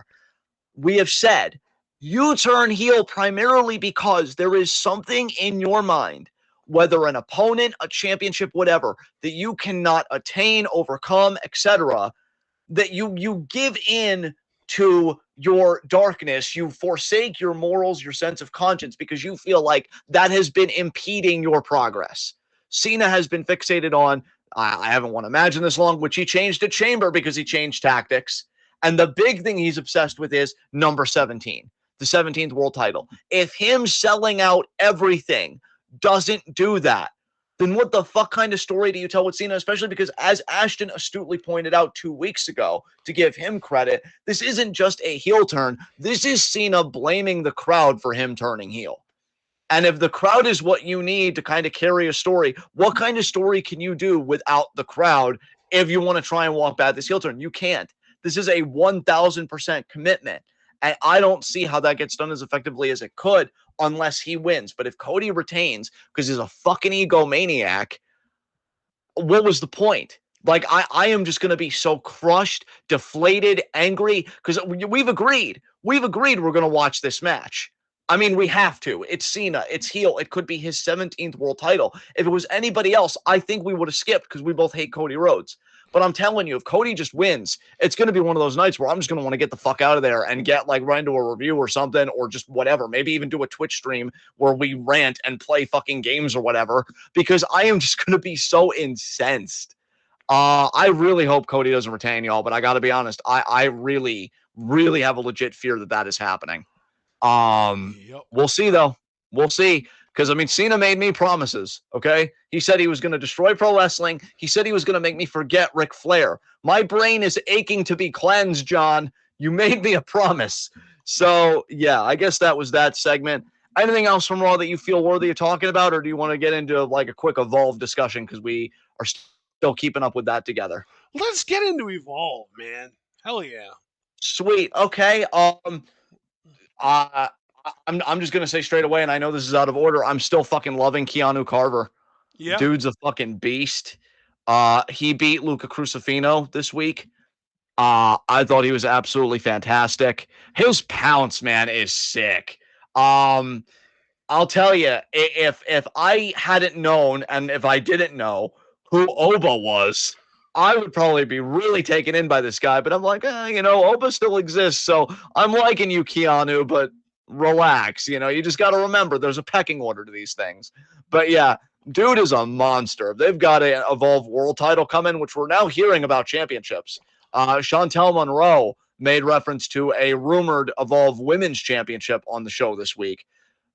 Keanu Carver, you could do worse with inaugural champions, although it's really looking like it might be Super Shawn Legacy. I was thinking the same thing. Yes, indeed. So yeah, Keanu was great.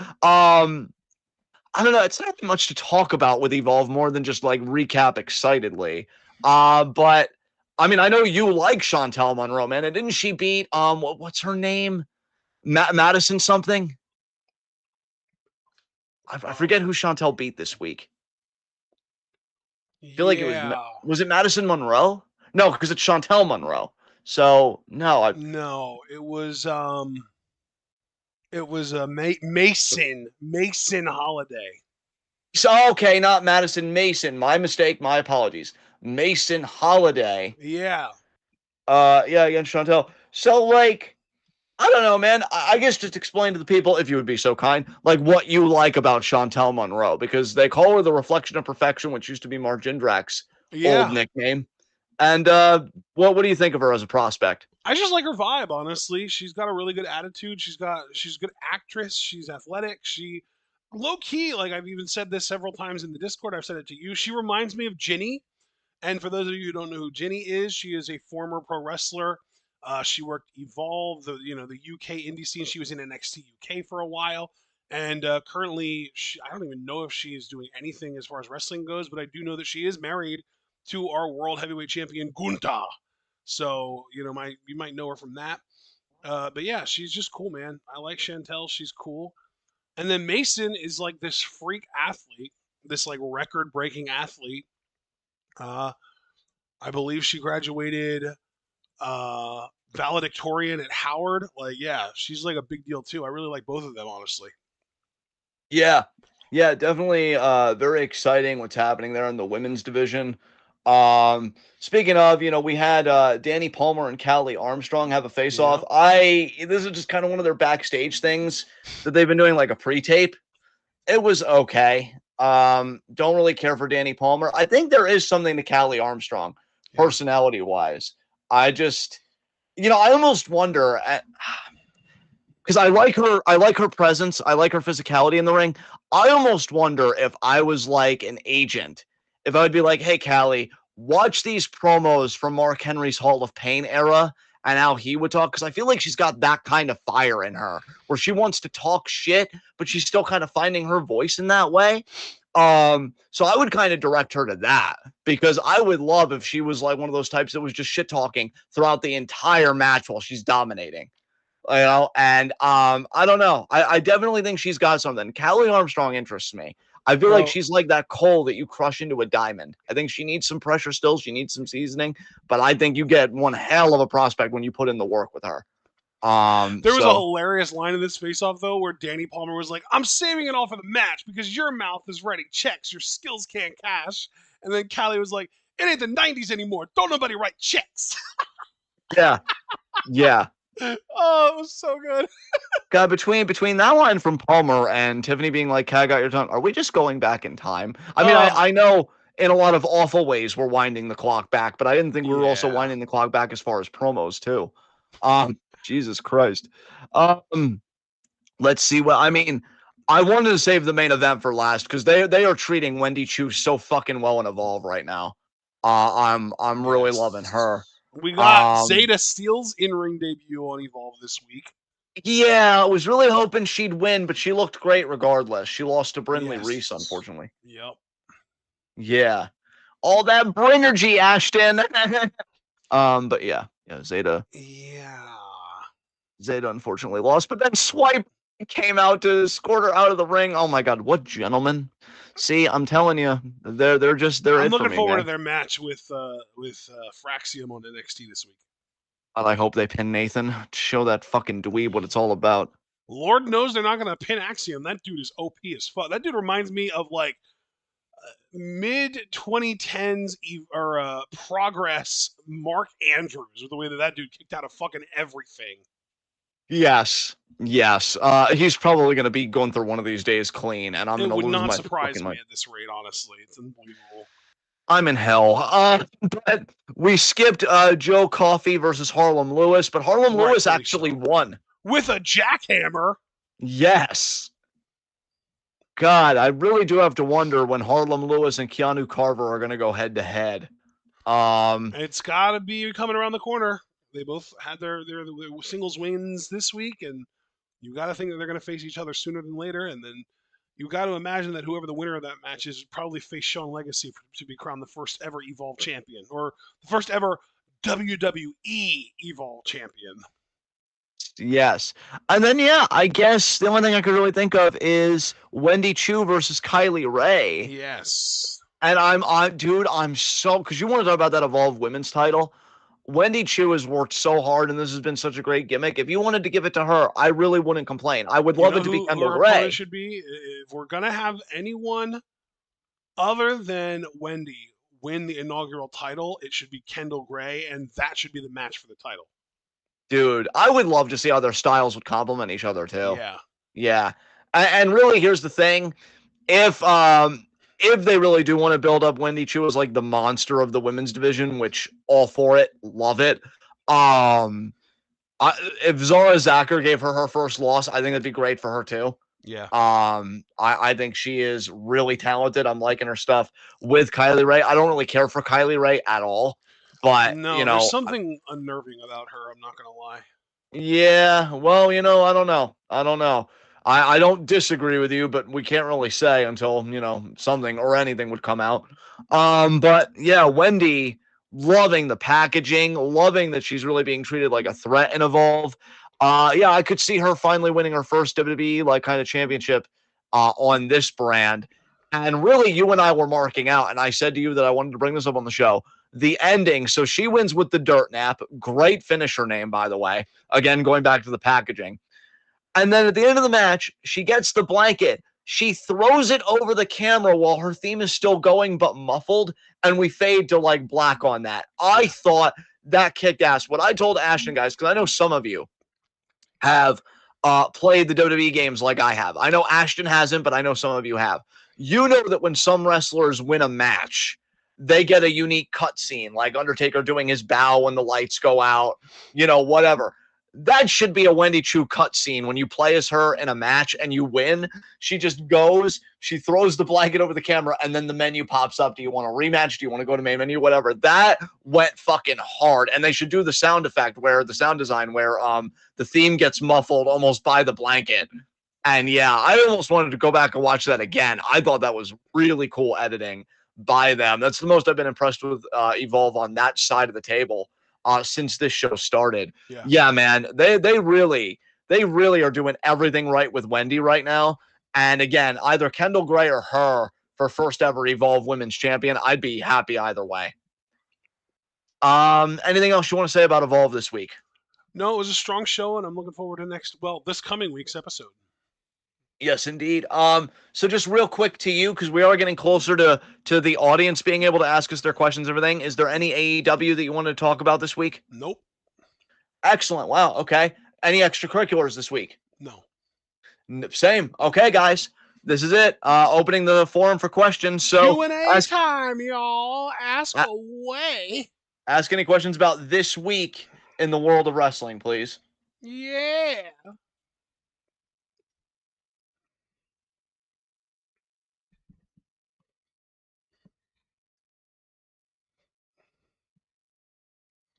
Wasn't there someone else from Evolve on NXT this week other than Swipe Right? I forget. Um, Oh yeah, Kendall Gray was in the background of one of the women's locker room scenes. well, that's good at least. She's been on the NXT roster for a while though. This isn't her first time showing up on that show. You know what, Abel? This week I did. Roman Reigns is great. I love when he's shitty to other people. So yeah, I Same. acknowledge Roman Reigns today. Yeah. Caster sales question: do you think Gunther is the scariest person in WWE right now? Probably. Mm, yeah, maybe. I'd say he's definitely one of. Honestly, Wendy Chu should be in that conversation. I'm I sorry. was gonna She's say Randy Orton should be in that conversation too. Honestly. yeah. Right. Wow, but this time with a smile, we upgraded, we leveled up, y'all. We did it. Super Blue. How do you feel about the results of New Japan Sakura Genesis? I don't because I don't know what happened. I wonder if I should pull them up and give like real time reactions real quick. And New Um, Japan Sarka Genius. wait, is that how he spelled it? Did my mind just yeah, he did just corrected it. Oh my god, brain, you're incredible. But yeah, Sakura Genesis. Let's see.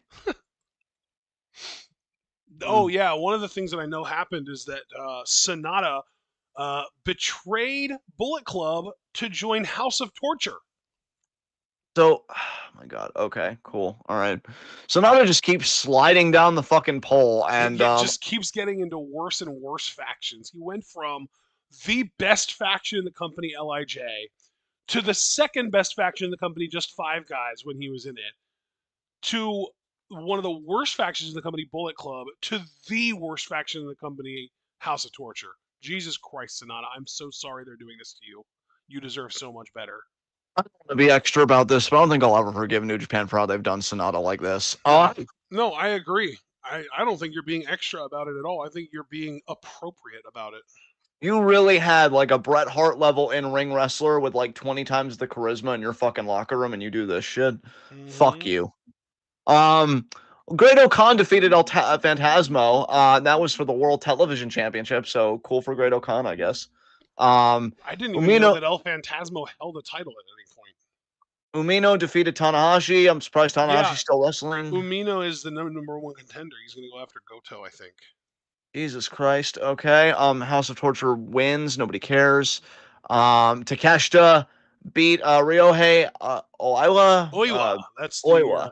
that's the TMDK young lion. Cool. I do like Takeshita, so no hate there.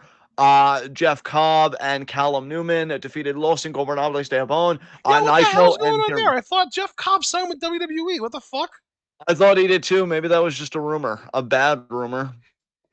Um, Suji beat Evil, thank Christ, and Goto beat David Finlay. Because when I think New Japan main event, especially for Sakura Genesis, I think Goto beating David Finlay, who I know Sakura Genesis is usually when New Japan Cup winners get their title matches, which tells me that David Finlay won the New Japan Cup, which tells me New Japan, you still don't know what the fuck you're doing. Why are we pushing David Finlay in the year of our goddess Utami 2025? I don't I don't understand anything. I don't belong here. I'm just old and in the way. God.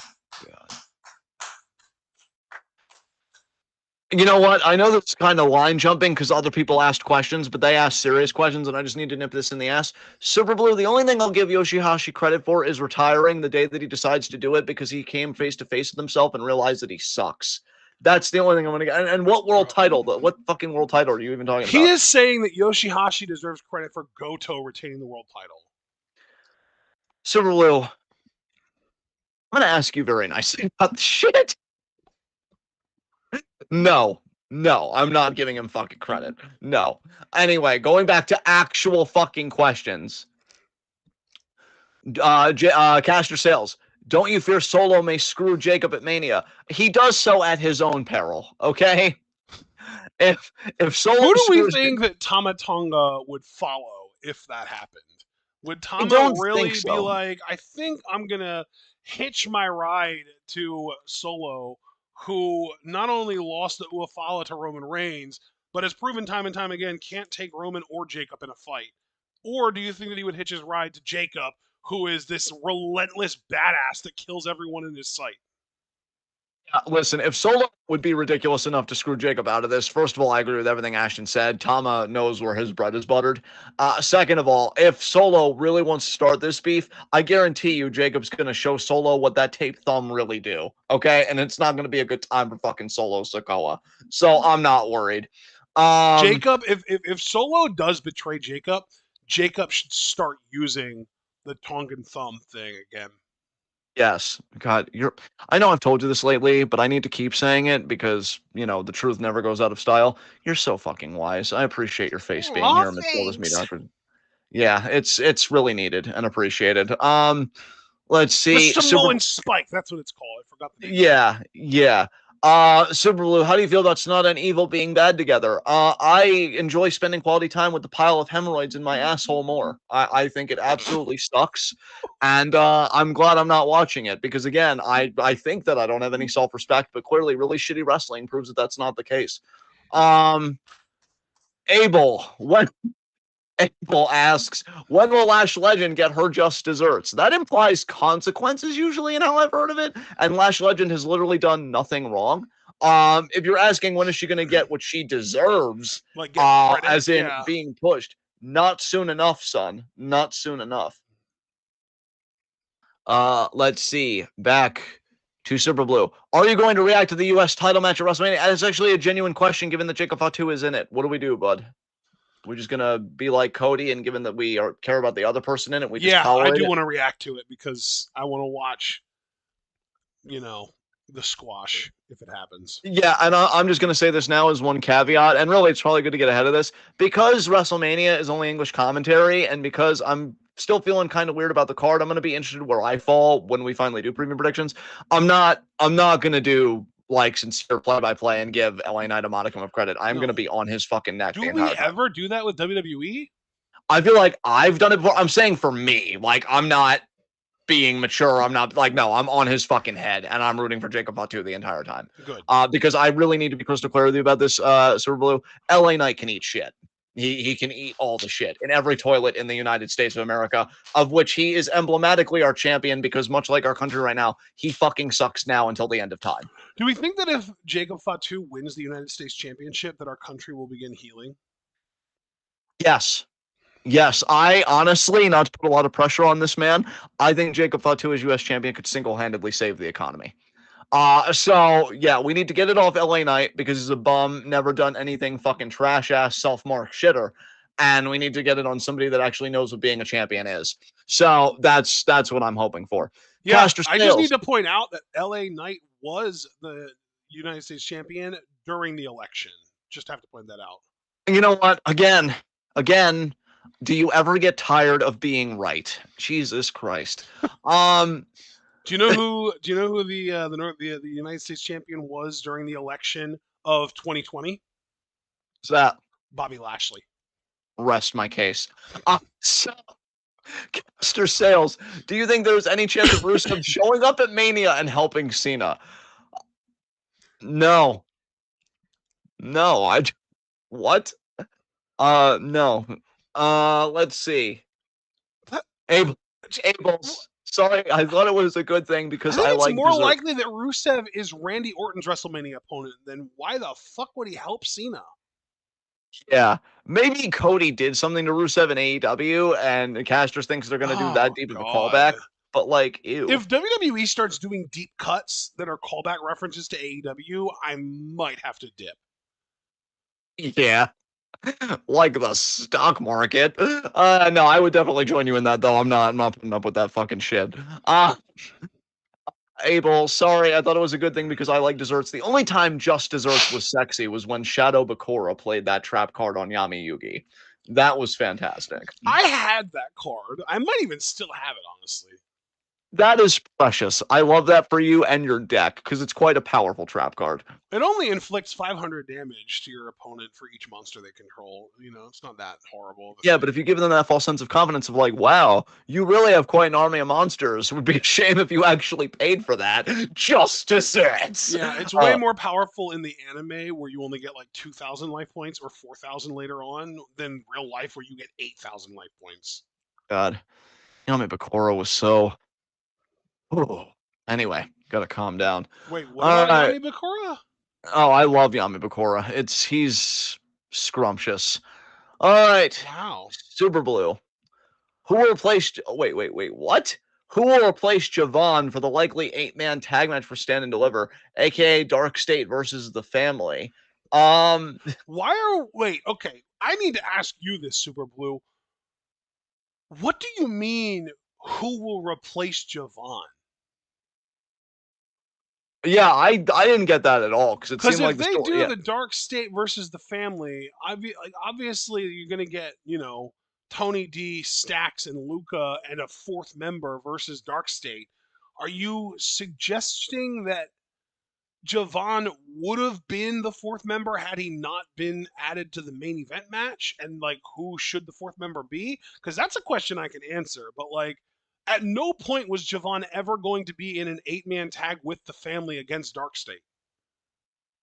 Yeah. Essentially what he said. I don't really know how to answer that question beyond that. So I guess while we're waiting for Super Blue to respond, Abel said, "What will it take for you to acknowledge that Big Jim is actually him, son? It's not gonna happen. Not now, not ever. I need you to understand. Look, your uncle is an emotionally, well, relatively emotionally healthy human being. We all have our struggles, right? Nobody's perfect. Me though, I'm way off the fucking cliff. I hate that son of a bitch. I will never give Jimmy Uso credit for anything. Literally, the only thing I gave him unironic credit for today was way to go. You bled properly. Like, if that's what I'm giving you, you're cooked. You're fucked. It is. Look, I have never wanted to disappoint you as my child, but I knew it was going to have to come eventually. You'll just need to be disappointed with me in this because I am never, ever embracing Jimmy Uso. Ever. His wife, on the other hand, fuck yes. Jimmy Uso, no. You're cooked. You're washed. You're done. Get out. It's over. All right. Super Blue following up with another question. And I'm excited to get Javaris' question because I already know where the fuck that's going. I've already seen part of it. But Super Blue first. And there it is. Every goddamn week. Oh my god. Do you really think Ada is the real leader of Dark State? And yes, I thought he would help the family. I still think she's the leader. Fuck, I mean that'd be one hell of a twist, wouldn't it? Like, how else do they get access to the building every goddamn week? Ada's just like, let them through. Yeah, I'm sticking with it, even if it's wrong. I think it's a really fun theory. What about you, bud? We still think Ava has something to do with Dark State, or Maybe. nah? She might. Maybe. Yeah, there you go. You never know. So then, Who Javaris do we asked, think is going to be the fourth member of the family's team to take on Dark State at Stand and Deliver? that is a good question. I am going to throw out a complete shot in the dark because at current time, he doesn't have anything else to do. Okay, and that is? Chase. Andre Chase. Dude, no fucking lie. I know I can't prove it, but mentally I was thinking Andre Chase, just throwing him out there. Just throwing him fucking out there. Yeah. Yeah. All right, Javaris. So if Cody actually retains, God help us, who the fuck actually beats the piece of shit for the title? Will it just be Dwayne, or will he hold it forever because we have to suffer because Dusty never told him that he loved him? Honestly, Javaris, to answer your question seriously, it could be Dwayne. I mean, fuck, why the fuck not? They're ultimately, in my mind, teasing a Cody Dwayne matchup. Insert me for the millionth time across my entire wrestling history of making content of saying, matches that big don't need the title. Shut up, Past John. You're a mark. Learn that doesn't fucking matter. And so, yeah, that very well could happen. In fact, yeah, Dwayne would just be my pick if Cena doesn't prevail, but that doesn't make me any less salty about what's fucking happening. Can you think of any other names, bro, besides Dwayne, or is just Dwayne your go-to as well? Roman. Oh, Roman. Okay, interesting. Interesting that you would have him get back in that hunt. But then again, I guess we need to do a trilogy, So, yeah. I was thinking they might even go for the trilogy this year, and then they pivoted. Yeah. Yeah. Any other questions, guys? Hey, let's get something else going on in here. Yes. Yes, indeed. Yeah. I'm so fucking ready for this. Let's go.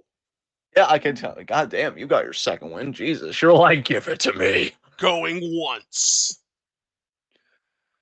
Going twice. Going 3 times. All right. If Gunther retains, who beats him, and what does Jay do after failing? Genuinely good questions, actually. If Gunther retains, we still have Sami Zayn in our back pockets. Yeah, we do. We do. And we have the draft coming up, which means would definitely given refresh babyface on SmackDown could go after Gunther going forward. I would probably opt for Randy Orton at the front of that line. Yes. Yes. Yeah, I think I just agree with Ash on all accounts. Javaris, yeah, just real quick, just because you asked. Like I said, I didn't even think I was going to get to it this weekend, but I will get back to you. Like I said in the Discord, I have been juggling a lot, and I want to make sure that when I do get to it, I give it the attention that I know you would want me to give to it. So no, not yet. Javaris, I was thinking Ilya too. Honestly, I was even getting ready to ask like where the fuck Ilya's been, but I think he's dealing with an injury, right? So yeah. I don't know. I always fear Ilya, like in the back of my mind. Holy shit! Yeah. Shoko Nakajima won the new MLW Women's World Featherweight Championship. Okay, that's a surprise. Oh, actually, it's not a new title. It's a title that's been around, but she won it. She beat Delmi Exo for it. Yeah. All right. All right. That's pretty crazy. Damn. All right, guys. I think I'm ready to pack it up here for questions because it is getting close to 12:30, and I know there are things Ash and I want to get to, and things I need to personally get to. So let's get to our final segment: high spots and low shots. I'm going to say my low shot is Ty Spears. I mean, literally a transitional champion. Yeah. So yeah, he lost to You Ricky gave Saints. me the easiest job of my life. I know it was a packed week. I thought I'd take some of the low hanging fruit. So who's your low shot? Charlotte Flair. Talk about fucking rattled. Jesus Christ. Yes, definitely. High spot is where it gets more interesting. Hmm. Hmm. Huh. You know what? Just because I might as well complete the circle, bring it all the way. My high spot is Gunther I was gonna say, I because can't believe you didn't give your low shot to Jimmy. his life is a low shot. I don't need to put any more dirt on that grave. Oh my god. Damn, I just heard back what I said. Am I a horrible person? Yes, yes. I don't need. Yeah. Um, Gunther, Gunther, because you know, I don't know. People that just fucking ruin lives in sanctioned settings is just something really very sexy and gratifying about it. And you know, Jay, I like you, but I mean, you support Jimmy Uso, and I get that he's a brother, but have you considered that he's also really just a twin? And no, you didn't. And now this happened. So I hope you learn from this, Jay. I hope you learn from this. You won't, but I hope that you will. And so, yeah, Gunther had a great week reminding us why he is our world champion and better than Jimmy Uso. So, who is your high spot? Naomi. I know you Yeah. made so many sounds there, but none of them really came through. And it's probably for the best. But yeah, great pick. Great Yeah, pick. Naomi. She came out. She actually defeated BFAB despite getting attacked and beat down beforehand by Jade Cargill. She looks fantastic as a heel. She's really like finding herself and settling in the zone as a heel, and I'm very proud of her for that. Especially with how doubtful so many people were about Naomi turning heel. I'm really proud of her for how well she's done in this role. And yeah, the dub, despite the beatdown, fantastic icing on the cake, and really, really happy for her. Cackle. Don't forget the And cackle. the The cackle. cackle too, that was legendary. Yeah. Yeah, she's perfect. I love that when the match got announced, she didn't even show fear for Jade. No. She smiled. She smiled. And cackled. She cackled. And cackled like I'm in love, bro. I don't know what to do. I'm down bad. I'm down bad. Uh Amari can't. You know what? Since Amari never asked questions, I actually want to give him this. Thoughts on the European wrestling crowds? I think we both hate them. I'm glad Yeah. we're done with them. I definitely prefer crowds that make sounds over crowds that chant constantly and sing and shit. And the European crowds chant and sing constantly, and it's very grating to me. Like the Chicago crowd, I think, was a good blend of both, honestly, because they sang Roman Reigns the way that the European crowds were doing for Cody. But like Yeah, during the Charlotte Tiffany segment, they were just booing Charlotte relentlessly, and it was effective as fuck. And I think that crowds that make sounds and like boo and ooh and like ooh and ah and like oh and like make just make sounds like really react to shit. That's your job. You're the fucking crowd. You're not here to entertain us. You're here to be entertained, bitches. exactly. Exactly. Because I really need to emphasize on Ashton's side, like the constantly part. Like I don't think there was a moment of silence the whole time, and like I can enjoy raucous, passionate crowds, but being really raucous and passionate to me is like picking your spots when to lose your fucking mind. Yeah. Now, even those spots we might disagree, a crowd might genuinely think a match is awesome that I don't think it is. That's fine. That's fine. But it's just constantly with the singing and the noise, and it's like you're not even letting segments breathe. It's really obnoxious to me. So yeah, I'm looking forward to getting the fuck out of there. And now we are getting out of here. So I want to thank you guys for joining us. Please leave a like as you follow out, subscribe with the bell icon notifications so you don't miss any of that TWitWoW goodness. Check out everything we're involved in the description box. Follow us on Blue Sky and Twitch because we are the best wrestling podcast in all the IWC.